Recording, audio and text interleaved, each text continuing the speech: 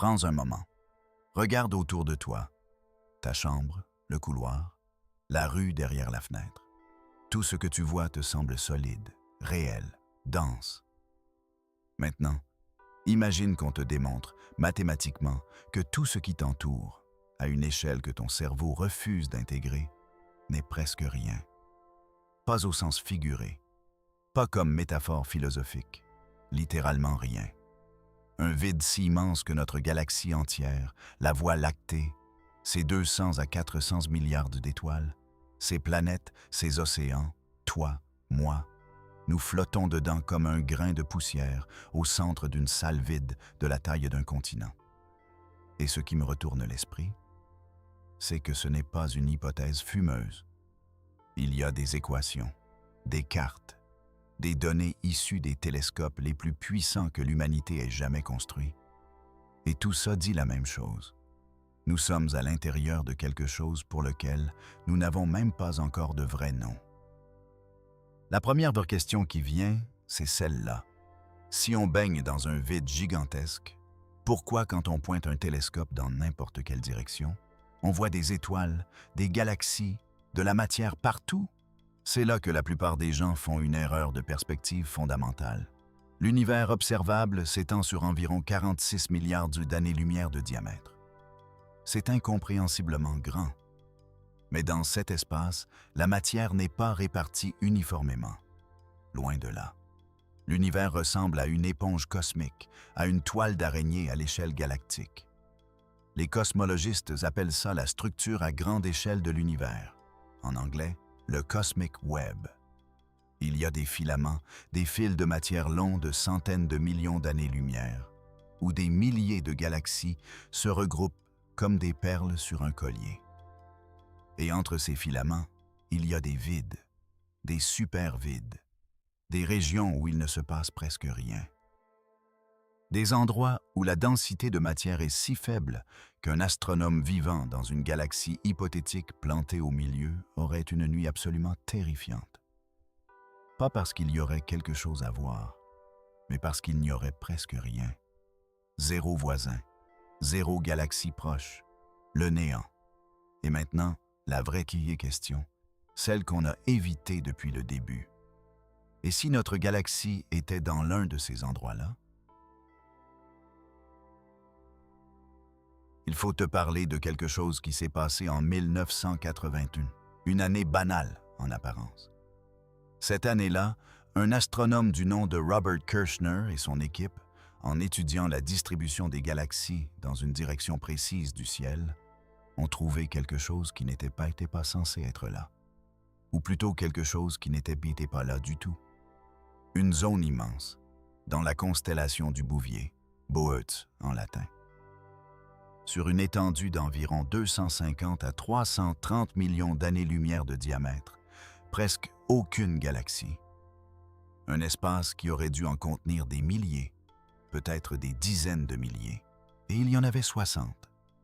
60 galaxies dans un volume qui aurait dû en abriter plusieurs dizaines de milliers. On a appelé ça le vide du Bouvier, The Boötes Void. À l'époque, les astronomes ont réagi comme les scientifiques réagissent face à quelque chose qui ne rentre dans aucun modèle.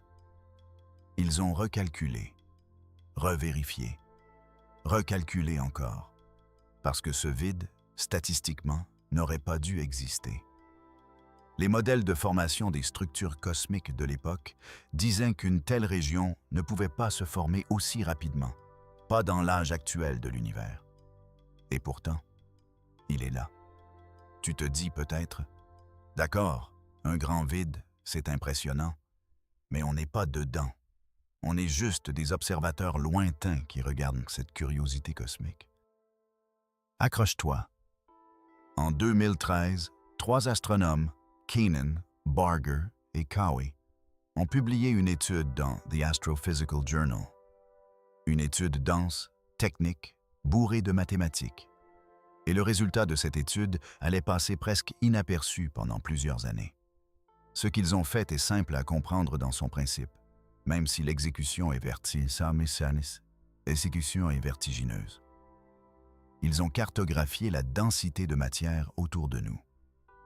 Pas juste autour de la Voie lactée, autour de nous, dans un rayon de presque 2 milliards d'années-lumière. 2 milliards.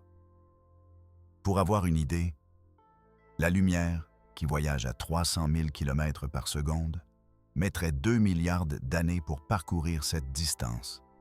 2 milliards d'années. L'âge actuel de l'univers est d'environ 13,8 milliards d'années. Ce que Keenan, Barger et Cowie ont cartographié représente une fraction significative du cosmos observable. Et dans cette carte, il y a un creux. Une dépression de densité massive.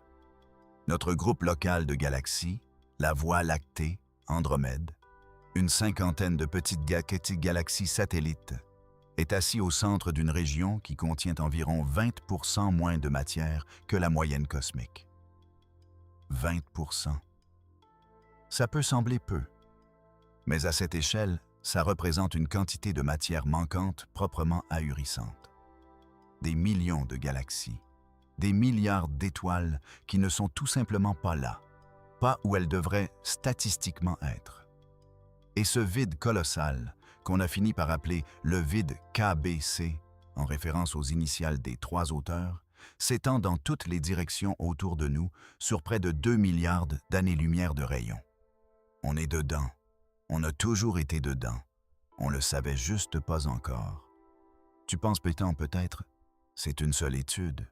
Peut-être qu'ils se sont trompés. C'est une bonne réaction. C'est même la bonne réaction scientifique. Sauf que depuis 2013, d'autres études sont venues. Et elles n'ont pas contredit Keenan et ses collègues. Elles ont confirmé, précisé, approfondi. En 2019, une équipe de chercheurs a poussé l'analyse encore plus loin. En utilisant des catalogues de galaxies d'une précision inédite, leur conclusion était claire. Non seulement le vide KBC existe, mais sa structure interne est cohérente avec ce que prédit la relativité générale dans une région sous-dense. Les galaxies à l'intérieur de ce vide ont des vitesses qui correspondent exactement au modèle mathématique d'un endroit où la gravité locale est légèrement plus faible qu'ailleurs. Tu vois ce que ça signifie? Les galaxies bougent comme elles devraient bouger dans un vide. Pas comme dans une région dense, comme si l'espace lui-même autour de nous portait une signature gravitationnelle différente.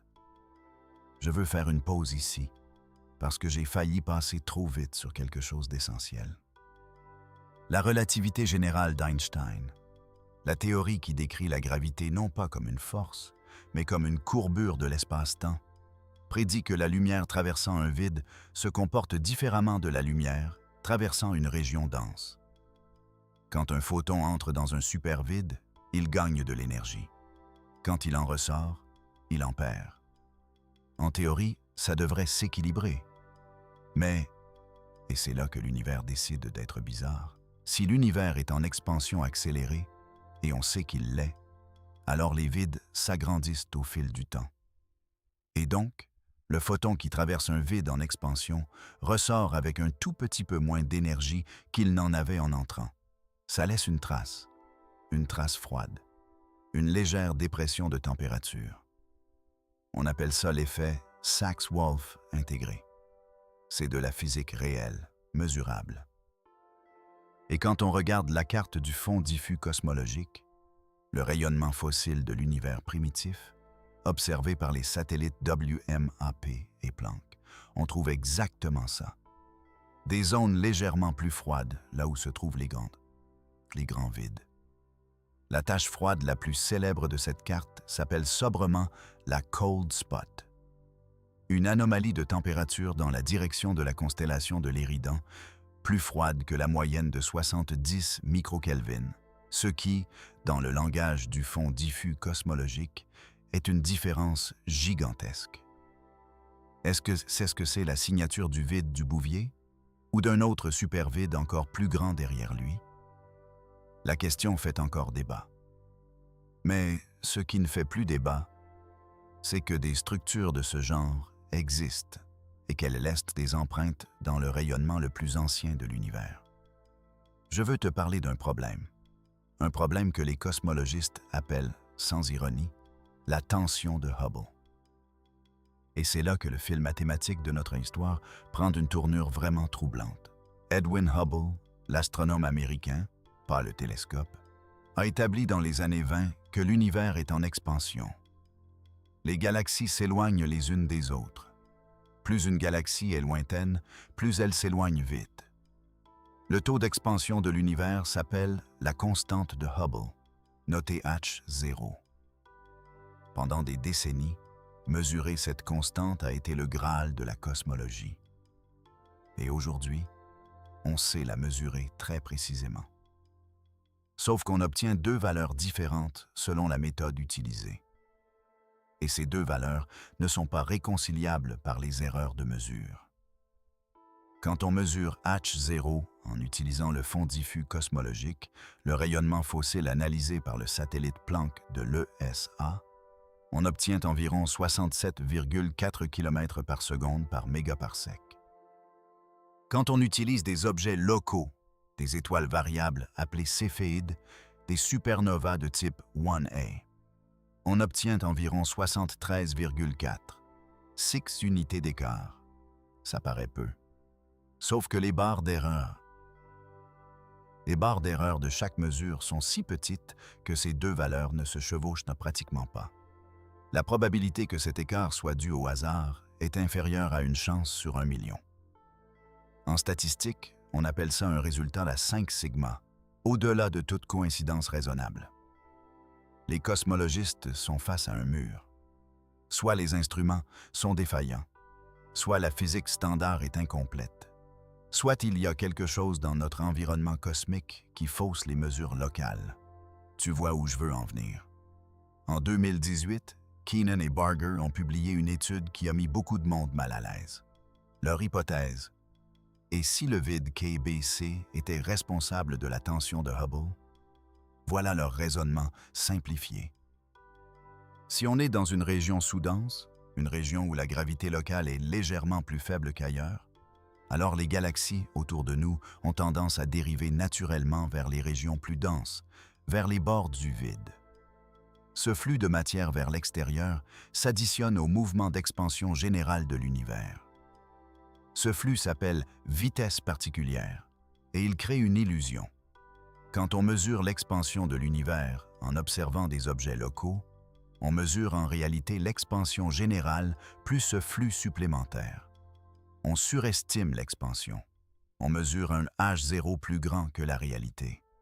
Et la valeur obtenue avec les céphéides et les supernovas, 73,4, correspond précisément à ce qu'on obtiendrait en appliquant les corrections mathématiques pour une région sous-dense de la taille et de la forme du vide KBC. C'est peut-être une coïncidence, ou peut-être pas. C'est ce que j'adore dans cette histoire. On ne sait pas encore avec certitude. Mais les chiffres s'alignent de façon troublante. Tu peux te demander, pourquoi des décennies d'astronomie n'auraient-elles pas détecté quelque chose d'aussi énorme? La réponse est presque poétique dans sa cruauté. Parce qu'on est dedans. Imagine un poisson dans l'eau qui essaye de cartographier l'eau. Il peut détecter des variations, des courants, des zones plus froides ou plus chaudes. Mais la présence globale de l'eau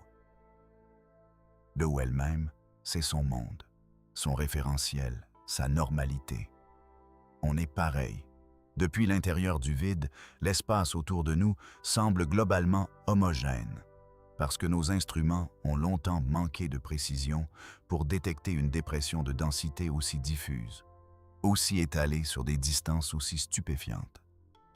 Il a fallu attendre des catalogues de galaxies suffisamment complets et profonds. Il a fallu le relevé SDSS, le Sloan Digital Sky Survey, qui a cartographié les positions de plus d'1 million de galaxies. Il a fallu le relevé 2MASS, qui a cartographié la distribution des galaxies en infrarouge sur presque tout le ciel. Il a fallu des supercalculateurs pour analyser tout ça. Et quand on a eu tous ces outils, la structure a commencé à apparaître lentement, comme une image qui se forme dans un révélateur photographique. Notre vide. J'ai envie d'aller encore plus loin, parce que le vide KBC, aussi impressionnant soit-il, n'est peut-être que le début. En dehors de ce vide, au bord, dans les filaments qui l'entourent, il y a des structures colossales. Des super-amas de galaxies. Laniakea, notre super-amas local, découvert en 2014 par Thule et son équipe de l'Université d'Hawaï. 500 millions d'années-lumière d'envergure, 100 000 galaxies à l'intérieur. Et Laniakea est elle-même au bord de quelque chose de plus grand encore. Le super-amas de Persée-Poisson. Des assemblages de galaxies qui forment les murs et les filaments de la toile cosmique entourant le vide KBC. Ces structures sont les rives de notre vide. On les voit parce qu'elles sont plus brillantes, plus denses, plus lumineuses que le vide lui-même. Et cette asymétrie, cette différence entre l'intérieur et l'extérieur, génère un flux, un courant galactique. Les astronomes l'ont mesuré. Notre Voie lactée se déplace, pas seulement emportée par l'expansion générale de l'univers. Elle dérive aussi vers un point précis du ciel qu'on appelle le Grand Attracteur, un endroit dans la direction de la constellation du Centaure, à environ 250 millions d'années-lumière. Et ce mouvement est cohérent avec ce qu'on attendrait d'une galaxie cherchant à quitter une région sous-dense pour rejoindre une région plus dense. Cohérent, mathématiquement, avec le vide KBC. Je veux m'arrêter une seconde sur ce mot. Cohérent. Parce que c'est là que la science est honnête, et c'est pour ça que j'aime la science. Cohérent ne veut pas dire prouvé. Ça veut dire que les données ne contredisent pas l'hypothèse, que les chiffres s'alignent, que le modèle tient la route. Mais l'univers est vieux de 13,8 milliards d'années. Il est vaste de façon incompréhensible, et il a peut-être produit d'autres explications qu'on n'a pas encore envisagées. Je ne veux pas te vendre une certitude qu'on n'a pas. Ce que je veux, c'est te montrer que les indices s'accumulent et qu'ils convergent vers quelque chose de très précis. En 2022, le télescope spatial James Webb, le successeur de Hubble, lancé fin 2021, instrument d'une sensibilité sans précédent dans l'histoire de l'astronomie, a commencé à renvoyer ses premières images. Et très vite, les cosmologistes ont eu une surprise. Pas une petite surprise. Une surprise qui a relancé tous les débats. Webb a confirmé l'attention de Hubble. Les premières mesures effectuées sur les Céphides, les mêmes étoiles variables utilisées pour les mesures locales du taux d'expansion, ont donné les mêmes résultats que Hubble. 73,4 environ. Ce qui voulait dire une chose très simple. L'écart entre les deux mesures n'était pas dû à des erreurs instrumentales. Hubble et Webb, deux télescopes différents, deux technologies différentes, même résultat. Il y a vraiment quelque chose qui ne va pas dans notre compréhension de l'univers. Et le vide KBC est l'une des rares hypothèses qui explique cet écart sans avoir à réécrire entièrement la physique fondamentale. Mais ce serait trop simple si le vide KBC réglait tout. Parce qu'il y a une critique majeure à cette théorie. Une critique que les partisans du modèle standard de la cosmologie font valoir, et elle n'est pas négligeable. Le modèle standard, appelé lambda CDM, pour matière noire froide avec constante cosmologique, prédit la formation des grandes structures de l'univers. Il décrit comment les vides, les filaments, les amas se forment au fil du temps. Et selon ce modèle, un vide de la taille du vide KBC, avec un déficit de densité de 20%, devrait être extrêmement rare. Statistiquement improbable. Pas impossible, mais improbable. Certaines simulations suggèrent qu'une telle structure ne peut apparaître que dans une fraction infime des régions de l'univers simulé. Si c'est vrai, 3 options se présentent. Soit on a eu une chance extraordinaire de se retrouver dans ce vide, soit le modèle lambda CDM est incomplet. Soit les mesures du vide KBC sont imprécises. 3 options.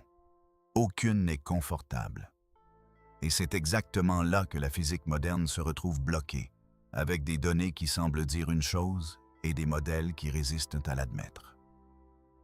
Il y a une image que j'ai en tête depuis le début, et je pense que c'est le moment de te la partager. Imagine l'univers comme un océan tridimensionnel, infini dans toutes les directions.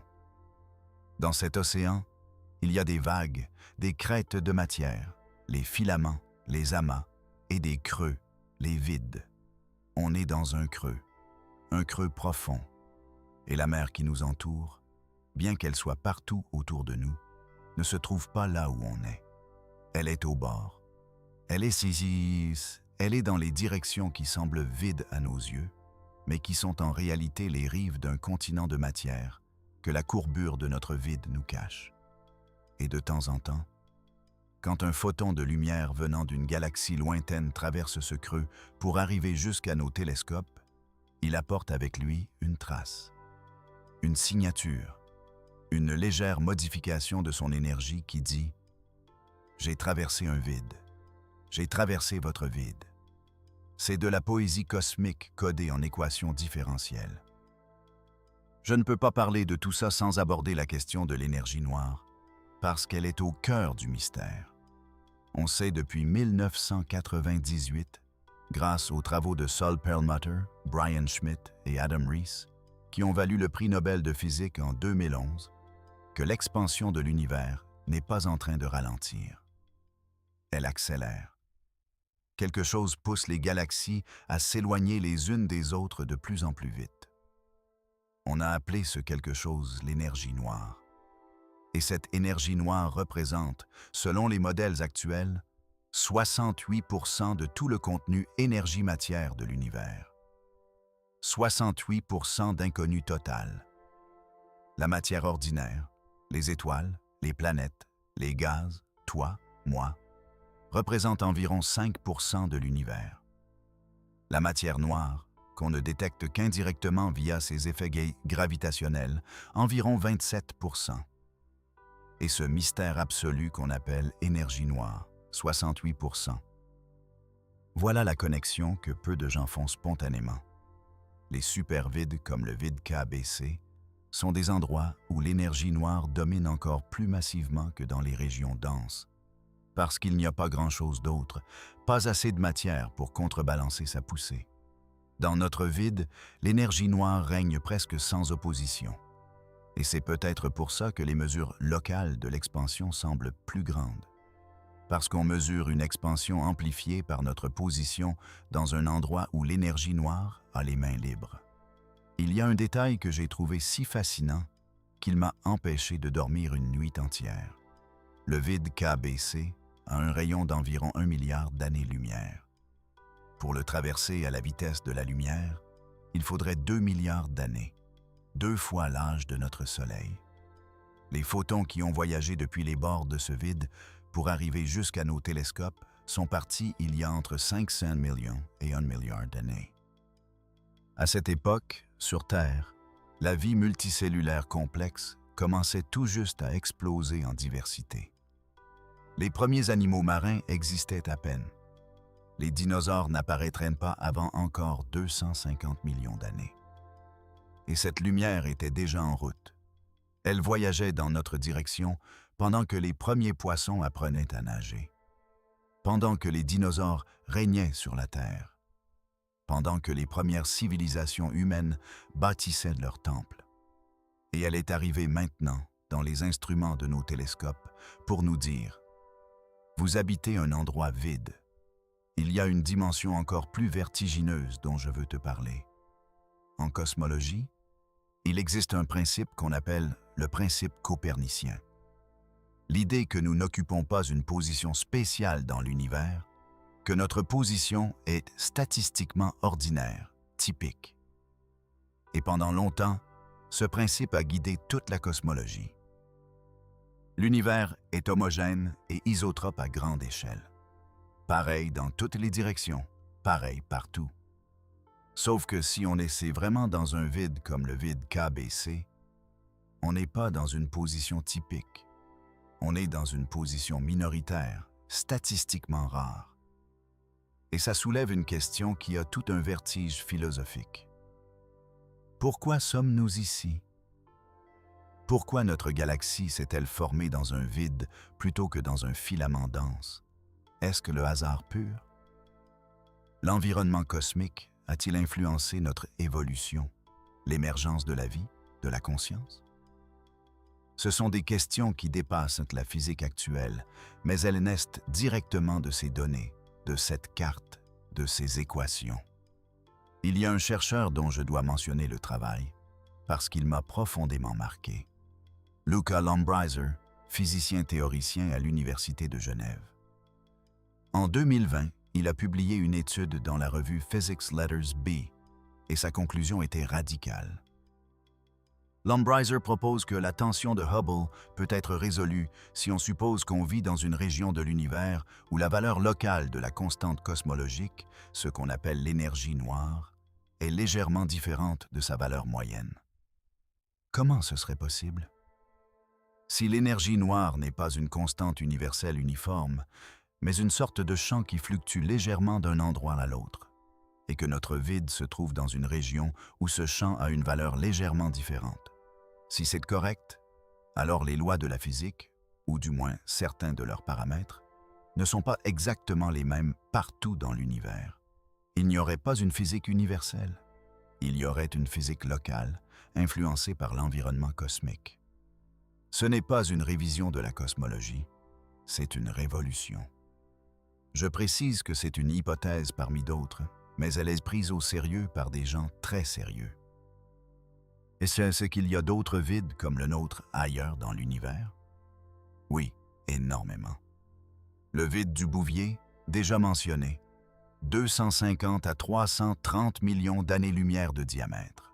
Le vide de l'Éridan, l'un des plus grands supervides connus dans la direction de la constellation de l'Éridan, proche d'1 milliard d'années-lumière de diamètre selon certaines estimations, bien que sa taille exacte soit encore débattue. Le vide du Sculpteur, le vide du Taureau. L'univers est parsemé de ces régions vides. Et certaines sont si vastes, si profondément vides, que si tu vivais dans une galaxie hypothétique quelque part en leur centre, tu regarderais un ciel presque noir. Presque aucune galaxie visible, même avec les meilleurs instruments imaginables. Un ciel sans étoiles, sans voisins. Un silence cosmique absolu. La lumière des galaxies les plus proches de nous, en dehors de la Voie lactée, les galaxies du groupe local, met environ 2,5 millions d'années à nous parvenir. Et ces galaxies sont, cosmiquement parlant, nos voisines immédiates. Maintenant, imagine que notre galaxie soit au centre d'un vide de la taille du vide KBC, la lumière venant des premiers filaments denses qui entourent notre vide mettrait des centaines de millions d'années à nous parvenir. On vivrait entouré d'une obscurité relative. Le ciel nocturne contiendrait encore des galaxies, encore des étoiles lointaines. Mais comparé à une galaxie vivant dans un filament dense, notre ciel serait moins peuplé, moins lumineux, plus solitaire. Et peut-être que c'est ça, aussi, notre univers. Pas un cosmos grouillant de voisins, mais une solitude cosmique profonde, adoucie par la présence d'une cinquantaine de petites galaxies dans notre groupe local. Peut-être que notre façon de percevoir la densité de l'univers a toujours été biaisée par notre position dans ce vide. Je veux être complètement honnête avec toi. Les scientifiques ne sont pas tous d'accord sur le vide KBC. Il y a des débats, des critiques, des articles qui contestent les résultats de Keenan, Barger et Cowie. Certains chercheurs estiment que le déficit de densité est réel, mais beaucoup moins important que les 20% annoncés. D'autres pensent que des effets de sélection dans les catalogues de galaxies utilisés pourraient créer une fausse impression de sous-densité. Et c'est très bien. C'est la science qui fonctionne normalement. Mais voilà ce qui est frappant. Même les critiques les plus sévères admettent qu'on se trouve dans une région moins dense que la moyenne cosmique. Ils débattent de l'ampleur, pas de l'existence. Le vide existe. sa taille exacte, son degré précis de sous-densité, son rôle dans la tension de Hubble, ça, c'est encore ouvert, encore en discussion, encore en cours d'investigation. Et honnêtement, c'est exactement pour ça que j'ai voulu aborder ce sujet. Pas pour t'annoncer une vérité toute faite, mais pour te faire toucher du doigt l'endroit exact où la science se bat avec elle-même. L'endroit où les certitudes s'effritent et où les vraies questions commencent. Récemment, une nouvelle étude a utilisé les données préliminaires du relevé DESI, Dark Energy Spectroscopic Instrument, un instrument installé au Kitt Peak National Observatory en Arizona, capable de mesurer les positions et les vitesses de dizaines de millions de galaxies avec une précision jamais atteinte. Et les premières analyses ont confirmé quelque chose d'essentiel. L'énergie noire n'est peut-être pas une constante dans le temps. Elle a peut-être évolué. Elle était peut-être plus forte dans le passé. Et si elle évolue dans le temps, elle peut peut-être aussi varier dans l'espace. Et si elle varie dans l'espace, alors notre position dans le vide prend une signification encore plus profonde. Parce qu'on ne serait pas juste dans un endroit où il y a moins de matière. On serait dans un endroit où les règles fondamentales du cosmos sont infinitésimalement différentes. DESI est en train de cartographier l'univers avec une précision sans précédent. Dans les prochaines années, ces données vont soit confirmer, soit infirmer des hypothèses qui aujourd'hui nous semblent encore spéculatives. On est à un tournant. Je veux prendre une toute dernière direction avant de conclure, parce que quelque chose me trouble depuis le début, et j'ai attendu le bon moment pour en parler. Il y a une question qu'aucune équation ne peut encore trancher. C'est la question de ce que ça signifie pour nous, pas physiquement, en tant qu'être conscient, en tant qu'humanité. On a passé des siècles à essayer de comprendre notre place dans l'univers. Copernic nous a dit qu'on n'était pas au centre du système solaire. Hubble nous a dit qu'on n'était pas au centre de la galaxie. Les cosmologistes nous ont dit qu'on n'était pas au centre de l'univers. Et maintenant, on apprend qu'on est peut-être dans un coin particulièrement vide du cosmos, statistiquement marginal, peu représentatif. Est-ce qu'on devrait en être déstabilisé? Peut-être. Ou peut-être qu'au contraire, il y a quelque chose d'extraordinaire dans cette idée. Parce que depuis cet endroit vide, depuis cette solitude cosmique relative, des atomes se sont assemblés. Ils ont formé des molécules, des cellules, des cerveaux. Et ces cerveaux ont développé des mathématiques suffisamment puissantes pour détecter le vide dans lequel ils flottent. On est de la poussière cosmique dans un vide galactique. Qui a réussi à comprendre qu'elle est de la poussière cosmique dans un vide galactique? À mon sens, c'est la vraie stupéfaction de cette histoire. Alors, où en est-on? Les données de Keenan, Barger et Cowie montrent une région sous-dense de 2 milliards d'années-lumière de rayons autour de nous. La tension de Hubble, un écart de 6 unités entre deux méthodes de mesure confirmées par James Webb, pourrait s'expliquer par notre position dans ce vide. Les flux de vitesse des galaxies autour de nous sont cohérents avec ce que prédit la relativité générale dans une région sous-dense. L'effet Sachs-Wolf intégré laisse des traces dans le fond diffus cosmologique qui correspondent à la présence de vides immenses. Et les nouvelles données de DESI suggèrent que l'énergie noire pourrait ne pas être uniforme, ni dans le temps, ni peut-être dans l'espace. Tout ça ne converge pas vers une certitude.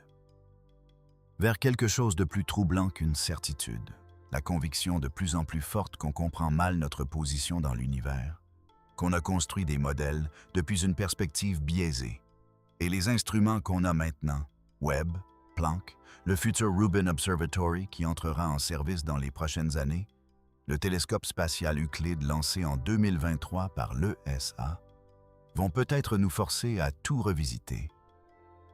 Il y a une image que je veux te laisser. Imagine que tu regardes une carte de l'univers en 3 dimensions, où chaque point lumineux est une galaxie.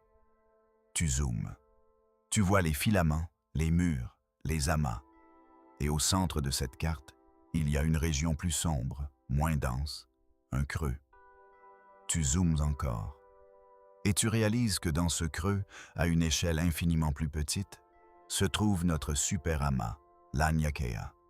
Et dans l'Aniakea, un groupe de galaxies. Et dans ce groupe, la Voie lactée. Et dans la Voie lactée, un bras spiral. Et dans ce BRAS, une étoile ordinaire. Et autour de cette étoile, une petite planète bleue. Et sur cette planète, des êtres qui ont levé les yeux vers le ciel, qui ont inventé des mathématiques, qui ont construit des télescopes, qui ont envoyé des signaux dans l'espace, et qui viennent peut-être de comprendre, pour la première fois, dans quelle immensité vide ils flottent. La réponse à la question « Où sommes-nous dans l'univers ?» est en train de changer. Elle a peut-être toujours changé. Et elle va probablement changer encore. Mais ce qu'on sait déjà, avec une certitude mathématique croissante, c'est qu'on n'est pas dans un endroit ordinaire. On est dans un vide immense, un vide qui nous façonne sans qu'on le sache. Et quelque part, dans les équations qui décrivent la courbure de cet espace presque vide, se trouve peut-être la clé d'une des plus grandes questions de la cosmologie. On n'a pas encore trouvé la serrure. Mais les chiffres, tous les chiffres, pointent dans la même direction. Prends un moment. Regarde autour de toi, ta chambre,